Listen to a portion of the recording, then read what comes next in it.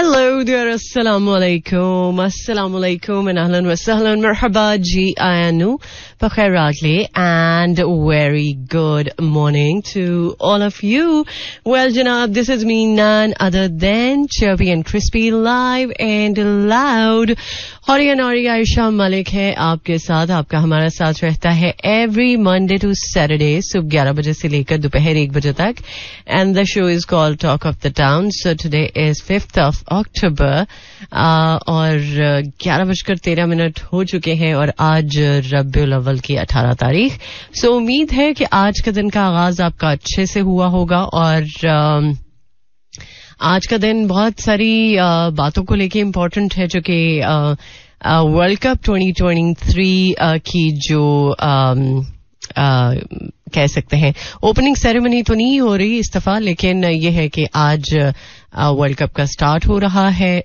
आज जो मैच है वो डेफिनेटली बहुत एक्साइटिंग होगा और बहुत सारे वो लोग जो आज के दिन के हवाले से बहुत सारे प्लान्स बना के बैठे हुए हैं कि चलो यार आज वर्ल्ड कप का पहला मैच है तो जरा हम अच्छे से स्क्रीनिंग करके प्रॉपर एहतमाम करके तो आज मैच देखेंगे. सो चले, wish you good luck for that.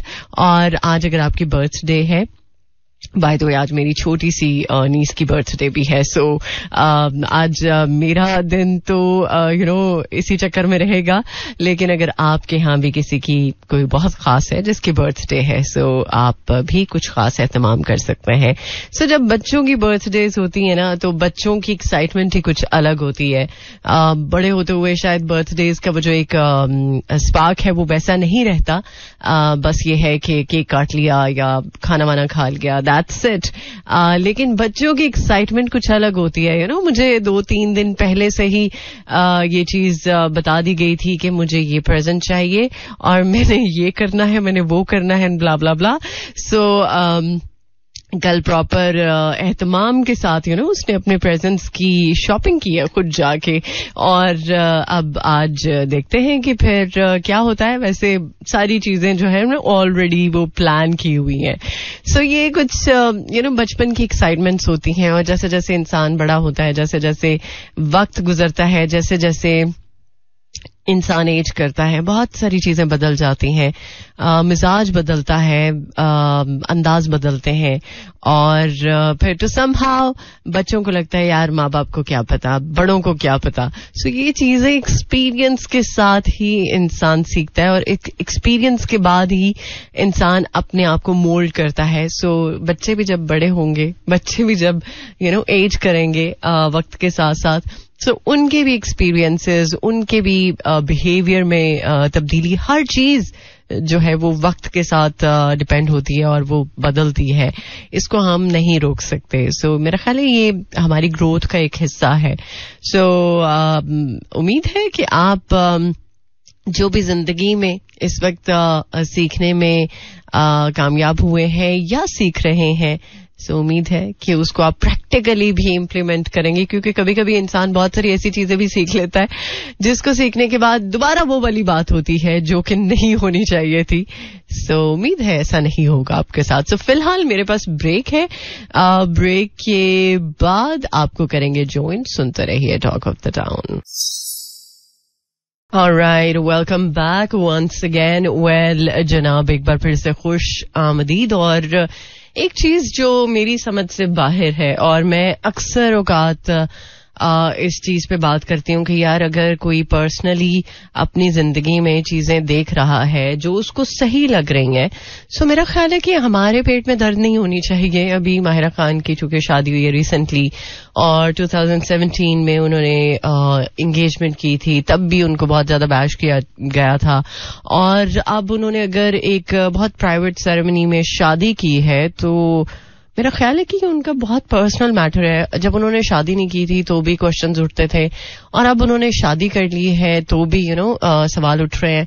और सवाल क्या उठ रहे हैं, मतलब नॉनसेंस की इंतहा है कि सलीम करीम जो है वो एक बिजनेस टाइकून है और उनकी उम्र जो है वो 66 साल तक है एंड ब्ला ब्ला ब्ला. मतलब इस तरह की खबरें, आपको उनकी उम्र से क्या लेना देना, आपको उनके बिजनेस से क्या लेना देना. और एक्स पे एक अलग सी जो वॉर है वो चल रही है इस चीज को लेके. मतलब ये उनकी लाइफ है, उनका मामला है, उनका मैं समझती हूँ कि एक पर्सनल मैटर है. और अगर दोनों राजी हैं तभी तो वो एक बहुत ही प्यारे से बंधन में बंधे हैं. और जब उनकी शादी नहीं हो रही थी तब भी उनके लिए कुछ अजीबो गरीब सी बातें आ रही थी. सो ये चीज पता नहीं कब हमारी अक्ल में आएगी, कब समझ में आएगी कि हम किसी के पर्सनल मैटर्स को क्यों इतना ज्यादा डिग इन करते हैं, क्यों किसी की पर्सनल लाइफ में इन्वेड करते हैं, क्यों हमसे बर्दाश्त नहीं होता कि यार हम अपना मुंह बंद क्यों नहीं रख सकते जब कोई शोबिज पर्सनालिटी, ठीक है उन्होंने एक पर्सनल लाइफ के लिए डिसीजन लिया. सो ये उनका बहुत प्राइवेट मैटर है. और अगर हम इस प्राइवेट मैटर में उनकी प्राइवेसी का ख्याल रखें तो मेरा ख्याल है कि ये बहुत इम्पोर्टेंट होगा. और शायद नहीं, यकीनन बहुत सारे लोग इस चीज को क्वेश्चन में उठा भी रहे हैं कि यार मतलब क्या सवाल उठ रहे हैं कि सलीम करीम की क्या उम्र है, क्या उनका बिजनेस है, एंड ब्ला ब्ला ब्ला. और फिर फैक्ट्स चेक हो रहे हैं कि मतलब इस मैटर पे भी फैक्ट्स चेक हो रहे हैं. और मेरा ख्याल है कि ये जो मिस इन्फॉर्मेशन वाला मैटर है इसको अवॉइड किया जाए और कोशिश की जाए कि ये उनका अपना मामला है, ये उनकी अपनी जिंदगी है. वो अगर दोनों राजी हैं, खुश हैं, एक फैमिली उनकी इस बात को लेके अच्छा फील कर रही है कि दोनों राजी हैं, तो मेरा ख्याल है कि हमारे पेट में दर्द होने की कोई जरूरत ही नहीं है. उनकी क्या उम्र है, उनका क्या बिजनेस है, ये उनका पर्सनल मैटर है. सो हमें उनको दुआ देनी चाहिए. और मेरा ख्याल है कि सबसे बेहतरीन गिफ्ट यही है कि दुआ जो है वो अगर किसी को दी जाए तो इससे बेहतर और क्या होगा. सो मेरा ख्याल है कि यहाँ पर हसद, जलन, इससे हमें थोड़ा सा अपने आप को दूर रखने की जरूरत है. और कोशिश करनी चाहिए कि अगर कोई अपनी लाइफ में खुश है तो उसको ब्लेसिंग्स और ज्यादा देनी चाहिए, बजाय ये कि हम उनकी उन बातों को हाईलाइट करें जिनको हाईलाइट करने का कोई फायदा ही नहीं है, मतलब कोई तुक ही नहीं बनता. सो यहाँ पर शायद इस बात को अंडरस्टैंड करने की बहुत सारे लोगों को जरूरत है जो कि पता नहीं शायद समझ जो है वो कहीं किराए पे गई भी है या पता नहीं क्या. सो उम्मीद है कि आप में से बहुत सारे लोग अगर इस चीज को लेके कंसर्न है कि यार लोग ऐसे क्यों सवाल उठा रहे हैं. ठीक है, अगर उन्होंने अपनी शादी जो है वो पहली उनकी नहीं कामयाब हो सकी, इट्स ओके. लेकिन वो जाहिर सी बात है, शादी अगर की है उन्होंने अभी तो वो इस रिश्ते को वैल्यू करती हैं तभी वो शादी कर रही है ना. और उनका बेटा भी है, जाहिर सी बात है. और उनके बेटे, उनकी फैमिली को अगर इश्यू नहीं है तो मेरा ख्याल है कि किसी को भी इस मामले में इश्यू नहीं होना चाहिए. सो फिलहाल एक और ट्रैक और इसके बाद ब्रेक, देन आपको करेंगे ज्वाइन. हाय, ये जो उड़ीक है ये बहुत जालिम है सीरियसली. अगर आपको किसी का इंतजार करना पड़े और बहुत तवील अरसे से आप किसी के इंतजार में हो तो ये इंतजार जानलेवा भी हो सकता है, ट्रस्ट मी. क्योंकि वो इंतजार जिसमें आपको पता हो कि वो इंसान या जो भी जिस भी चीज के लिए आप इंतजार कर रहे हैं, आप तो समहाउ किसी न किसी हद तक उस चीज तक पहुंच जाएंगे या उस इंसान तक पहुंच जाएंगे. बट कभी कभी ऐसा इंतजार भी होता है कि जिसमें आपको पता ही नहीं होता कि क्या जो आप सोच रहे हैं या जिस चीज का इंतजार आपको है वो चीज होगी भी या नहीं. सो ये चीज थोड़ी सी डिस्टर्बिंग हो सकती है. बट मैं बहुत ज्यादा दुआगो हूं कि आप को किसी का भी इंतजार ना करना पड़े, क्योंकि इंतजार तो वैसे ही बहुत एक जालिम चीज है. और अल्लाह आपको इस इंतजार जैसी कठिन दुश्वार जो एक घड़ी है इससे दूर ही रखे. और जिंदगी में सिर्फ वो हो जो आप मतलब सोचते हैं, चाहते हैं, या फिर कभी कभी हम जो चीज नहीं भी चाहते हैं ना वो भी अगर हो जाए और उसमें हमारे लिए कुछ बेहतरी हो तो वो भी बहुत हमारे फायदे की होती है या हमें अच्छा फील होता है. और टू समहाउ हम जिंदगी को सही मायनों में एंजॉय भी करते हैं कि अगर कुछ चीजें हमारी फेवर में हो जाती हैं. बट मेरा ख्याल है कि जिंदगी हर उस इमोशन का मिक्सचर है कि जो हम फील करते हैं. हम सैड फील कर सकते हैं, हम हैप्पी फील कर सकते हैं, हम बहुत ज्यादा ओवरवेल्म्ड फील कर सकते हैं, बहुत ज्यादा हम मिक्स्ड इमोशंस के साथ बहुत सारी फीलिंग्स को लेके चल सकते हैं.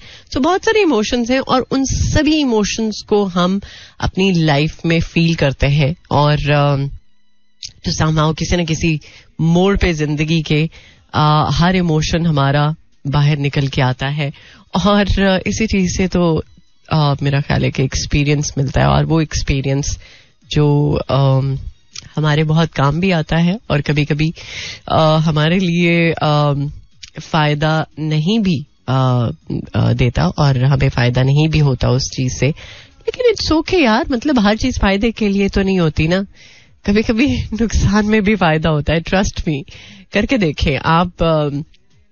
उस नुकसान को शायद अगर प्रैक्टिकली आपने फील कर लिया हो, कोई ऐसा नुकसान जो आपको रिसेंटली हुआ हो या मे बी कुछ अर्सा पहले, सो उस नुकसान के बाद भी कुछ फायदा ही आपको मिलेगा क्योंकि उससे आपको लर्निंग मिली है और उस लर्निंग के बाद जो आपकी अप्रोच होगी वो डिफरेंट होगी. अगर आप सीखे बिना कोई भी चीज करते हैं तो उसका वो इम्पैक्ट शायद नहीं होगा जो आप गलती के बाद अगर अप्रोच करते हैं तो वो इम्पैक्ट जो है वो शायद डिफरेंट होगा. पता नहीं आज कैसी बातें हो रही हैं. आज मैं सोच रही थी अच्छा इस बारे में भी बात होगी, उस बारे में भी बात होगी, लेकिन बातें जो है वो पता नहीं किस मोड़ की तरफ चल पड़ी है. लेकिन चले कोई बात नहीं, कभी कभी कर लेनी चाहिए, दिल की बातें कर लेनी चाहिए. आपसे नहीं करूंगी तो किससे करूंगी. सो आप भी इसी तरह मेरे साथ दिल की बातें कर लेते हैं और दिल खोल के हम एक दूसरे का जो एहसास है वो फील करते हैं. सो इससे अच्छी और इससे प्यारी और क्या बात होगी. और वैसे भी ये हमारा जो रिलेशनशिप है ये बहुत बहुत प्रेशियस है.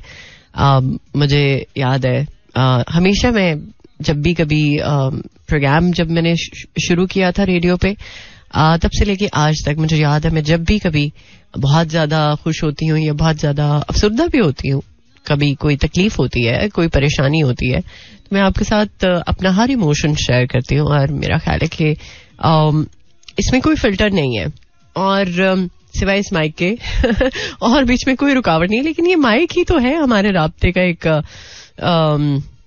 मामला जो कि मेक श्योर करता है और इस माइक की वजह से ही तो हमारा राब्ता होता है.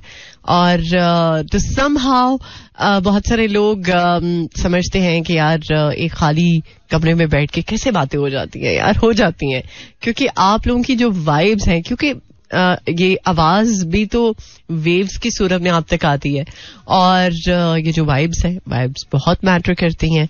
आप जब कभी किसी को मिलते हैं और लेट्स सपोज आपने उसको हक करके मिला है, अगर आप के लिए वो इंसान बहुत अच्छे इमोशंस रखता है तो आप वो कनेक्ट करेंगे, वो इमोशंस आपकी बॉडी में ट्रांसफर होंगे.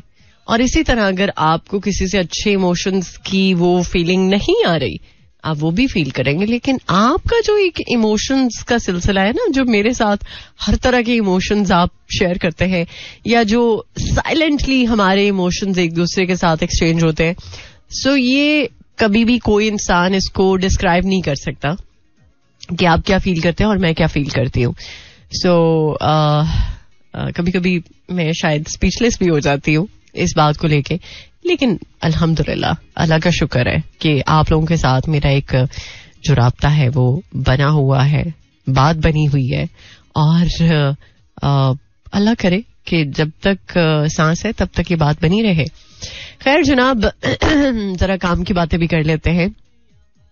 ये भी वैसे काम की ही बातें थी, लेकिन खैर बिजली चोरी के हवाले से अगर हम बात करते हैं तो बिजली चोरी वाले इलाके जो है वहां पर अब थोड़ी सी सख्ती करने का फैसला किया है. वो किस तरह से? वो इस तरह से कि जिन इलाकों में बिजली चोरी के मामलात देखने में आ रहे हैं, सो वहां पर ये चीज देखी जा रही है कि उन इलाकों की बिजली बंद रखने का फैसला किया है. और लाहौर इलेक्ट्रिक सप्लाई कंपनी जो है लेस्को, उसने बिजली चोरी वाले इलाकों की बिजली बंद रखने का फैसला किया. पता नहीं, मुझे कॉल आ रही है शायद.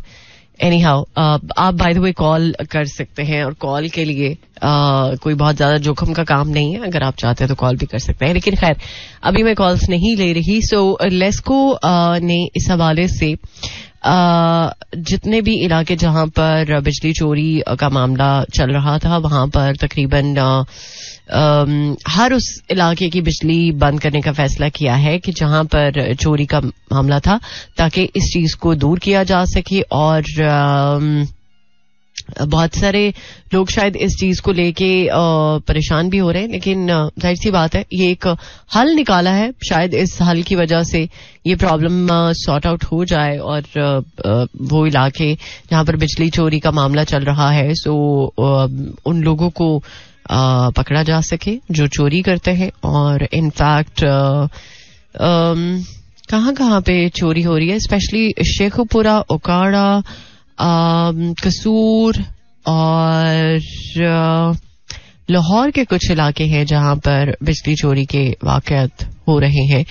और ये कहा जा रहा है कि शाम 6 बजे तक बिजली जो है वो बंद रखने का फैसला किया है. सो लेट्स सी इस चीज से क्या बिजली चोरी का मामला जो है वो रिकवर होता है या नहीं, ये तो फिर आहिस्ता आहिस्ता पता चल जाएगा और डेफिनेटली आपके साथ भी मैं शेयर करूंगी. सो फिलहाल हमारे पास एक और ट्रैक है और आज पता नहीं मेरा दिल चाह रहा था कि कुछ पुराने गाने प्ले करूं. पुराने नहीं, बहुत ज्यादा पुराने नहीं, बट वो गाने जो एक वक्त में बहुत ज्यादा प्ले होते थे.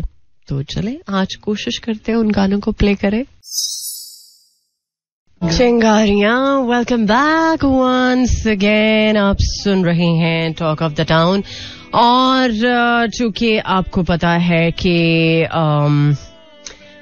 2 तारीख से 8 तारीख तक तो मुहिम का जो कि दूसरा मरहला चल रहा है, और वजारत सेहत के मुताबिक दूसरे मरहले में पोलियो की जो टीम्स हैं वो पंजाब, सिंध, बलोचिस्तान और खैबर पख्तूनख्वा समेत आजाद जम्मू कश्मीर और गिलगित बल्तिस्तान के मुख्तलिफ अजला में 5 साल तक की उम्र के तकरीबन 42 मिलियन से ज्यादा बच्चों को पोलियो के कतरे पिलाने का जो टारगेट है वो सेट किया है. और पोलियो टीम्स घरों में, स्कूल्स में, मदारिस में जाकर हिफाजती टीका जात लगा रही हैं और पोलियो के ड्रॉप्स भी पिलाए जा रहे हैं. सो वालिदैन से ये रिक्वेस्ट है कि प्लीज अगर आपका बच्चा 5 साल या 5 साल से कम उम्र का है तो आप प्लीज पोलियो टीम जो आती है आपके दरवाजे पे या स्कूल्स में आती हैं, सो उनके साथ कोऑपरेट करें ताकि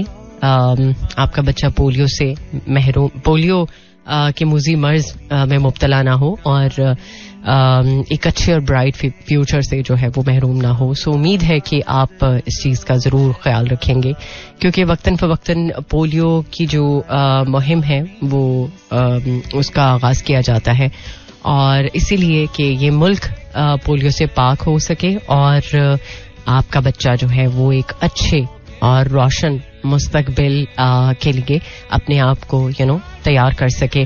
सो टैगलाइन भी यही है कि फैसला आज करना है, अगर कल बच्चे को चलना है तो उसके लिए जरूरी है कि आप इस चीज के लिए कोशिश करें कि आपका बच्चा पोलियो की जो वैक्सीन है वो पी सके, या अगर इंजेक्शंस लगाए जा रहे हैं तो उससे महरूम ना रह सके. सो फिलहाल एक और ट्रैक, इसके बाद करते हैं आपको join. Alright, welcome back. 12:23 on the dial. और एक वीडियो जो कि सोशल मीडिया पर बहुत ज्यादा वायरल हो रही है उस्मान डार की मदर की, और इस पर भी बहुत सारे लोग अपना ओपिनियन शेयर कर रहे हैं. और इसके साथ साथ एक बर्थडे जो कि बहुत ज्यादा जिस पे मुबारकबादें दी जा रही हैं.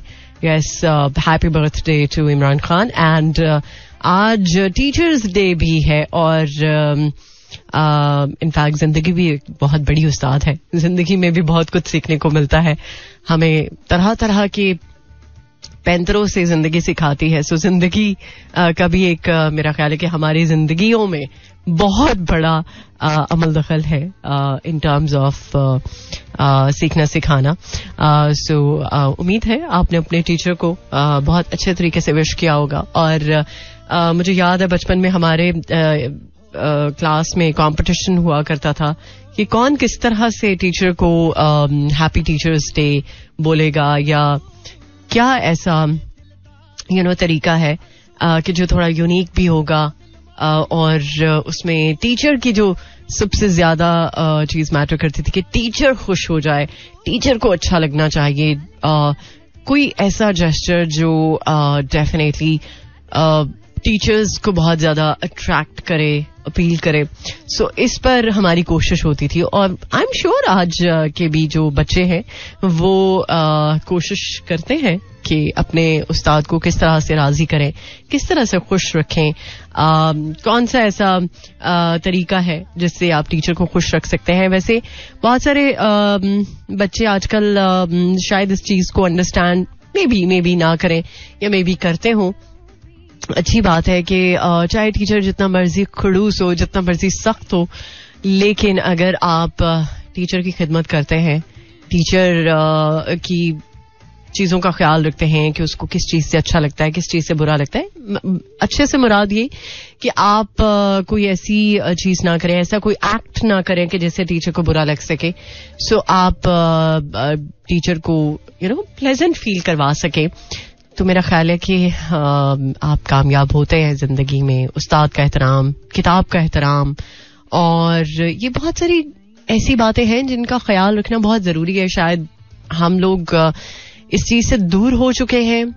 जितना ज्यादा वक्त बदल रहा है तेजी से, टेक्नोलॉजी जितनी तेजी से हमारी जिंदगी में शामिल हो रही है, उतना ज्यादा हम ये जो बेसिक्स है उनसे हम दूर हो रहे हैं. और इस वजह से बच्चों में बहुत सारी ऐसी आदतें हैं जो कि नहीं होनी चाहिए. और जो समहाउ पता नहीं किस तरह से ये चीज होगी, बट बहुत ज्यादा जरूरी है कि बच्चे को इस चीज का अदराक हो, बच्चे को इस चीज की एक्नॉलेजमेंट हो कि किस तरह से उसे अपने टीचर का एहतराम करना है, टीचर का ख्याल रखना है, टीचर को बुरा नहीं फील कराना. और वो आप अपनी पढ़ाई की सूरत में भी कर सकते हैं कि आप अच्छा पढ़ें, टीचर की एक्सपेक्टेशन पे पूरा उतरे और टीचर की नजरों में रहें. नजरों से मुराद ये कि अगर टीचर कोई क्वेश्चन आपसे पूछती हैं तो या पूछता है तो आपको कम से कम वो सवाल पता हो क्या पूछ रहा है और आप सीरियस हो अपनी क्लास में. सो ये बहुत छोटी छोटी चीजें हैं लेकिन बहुत ज्यादा मैटर करती हैं. लेकिन तो समहाउ बच्चों की बात करें तो बच्चे शायद इस चीज से अभी बहुत ज्यादा दूर हो चुके हैं, जो कि अफसोसनाक बात भी है. लेकिन मेरा ख्याल है कि अगर पेरेंट्स इस पे काम करें तो मुमकिन हो सकता है बच्चे इस चीज को फील कर सकते हैं और कोशिश कर सकते हैं कि जो अपनी रूट्स है उनके साथ इंटैक्ट रहे. सो फिलहाल एक और ट्रैक, इसके बाद ब्रेक, देन आपको करते हैं enjoy. Alright, welcome back once again. Well, मौसम चूंकि अब ऑलमोस्ट बदल चुका है, काफी हद तक बेहतरी आई है मौसम में. लेकिन एक चीज जो कि थोड़ी अलार्मिंग है और वो ये कि जो लोग रावलपिंडी में मुकीम हैं या इस्लामाबाद में, सो वहाँ डेंगू के केसेस बहुत ज्यादा तेजी से बढ़ रहे हैं और इनफैक्ट मजीद 63 अफराद डेंगू में मुब्तला हुए हैं. 8 की हालत जो है वो तशवीशनाक है. सो अल्लाह सबको अपनी हिफाजत में रखे और जल्द से जल्द वो लोग शिफायाब हो जाएं जो थोड़े ज्यादा सीरियस कंडीशन में है. और जो भी किसी भी बीमारी में मुब्तला है, अल्लाह ताला से दुआ है कि सब अपने प्यारों के साथ एक अच्छी और हेल्दी लाइफ गुजार सकें. और जो भी वक्त चल रहा है अल्लाह करे कि जल्द से जल्द वो वक्त गुजर जाए.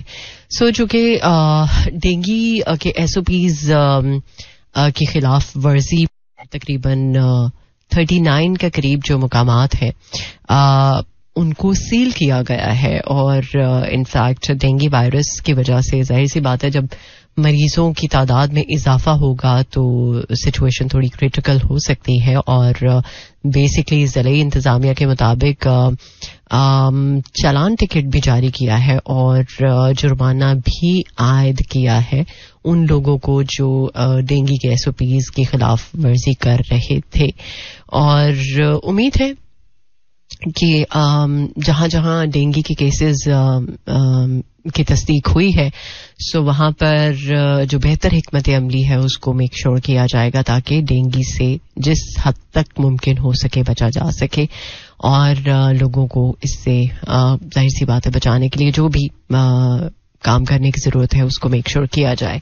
और जरा हम मौसम की भी बात थोड़ी सी कर लेते हैं। अगला हफ्ता शायद बारिश का हो, मे बी लेकिन अभी कुछ कंफर्म हम बात नहीं कर सकते।